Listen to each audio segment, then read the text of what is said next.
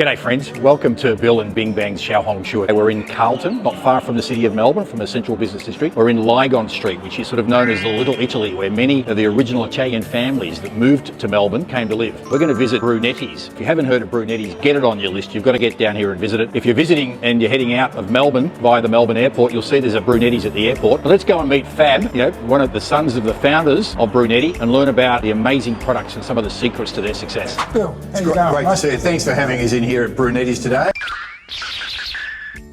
So Fab, what is it that's quite distinctive about Brunetti that enables it to stand out like it does against other Italian sort of bakery, patisserie, pizza places? I think from the atmosphere to the products that we have, they're very traditional. I think that most other patisseries are fairly standard, whereas we give the impression that a customer comes in that they find themselves in Rome or in Milan or in Florence, in a cake shop there or a cafe bar there. And so that's our main aim, and to make sure that people enjoy themselves and have good quality products. Look, I remember starting at Melbourne University in 1981, and around the corner here, I think, was the original business of mum and dad, which had started in the 70s. It's a long-term family business. How have you been able to ensure that Brunetti stays true to those Italian roots? I think from the traditional recipes to having the staff that are long-term. We don't have a high turnover in the pastry, and that's fairly important for consistency of product and the quality. Maintain the quality. My father always said, always look after the quality and always look after the customers. Look, one other thing, having been a customer for a long time, is the long-term staffing that you've got as well, and the level of enthusiasm that they've got, and their great love of Brunetti and all things Italian. But in sort of leading those people and their loyalty to you, my grandfather used to say to me that enthusiasm can't be taught, it can only be caught. As the leader of the business, you're here early every morning, I see you.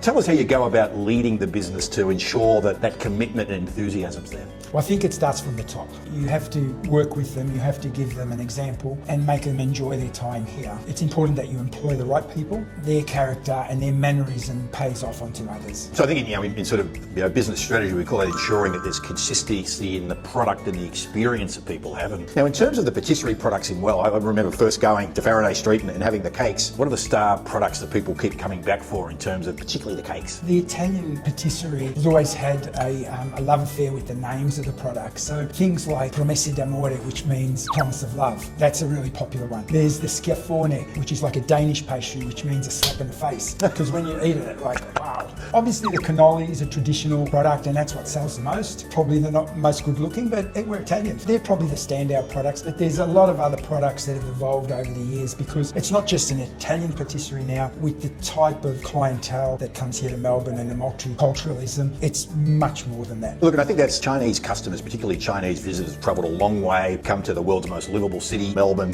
get up here, to have a true Italian experience. How do you ensure that, say, the coffee and the patisseries are of that top standard, so you really are going to access the best of the best if you're a Chinese visitor? Look, I think we work a lot on our coffee and it's a key part to our business. When you come in, you just notice the standout in the bar and the way how the bar stands out, and we put a lot of effort into training our barista and how they execute the coffee. But we do things very traditional. Sure, we have to cater for everyone, especially all the types of milks and things now and dietary. Maybe some of the visitors don't get a chance to get to Lygon Street. That's understandable, there's a lot to see. But the great news is, for every Chinese visitor, on your way out of the Melbourne International Terminal, Brunetti's is right there. And it was one of our very first partners with G'day Friends, with Wang Ying Ni Pengyo, where the menus were available in Mandarin. So you can have a Brunetti experience, your last experience in Australia and Melbourne. It's a must-come-to place for a true, traditional, world-class Italian experience right here in Melbourne. Yeah, so we're so fortunate to have the airport stores and have our brand represented there. We were asked by the airport because we were an iconic Melbourne business and that's what they wanted. Someone once said to us that coming to Brunetti is like going to Rome without the airfare. So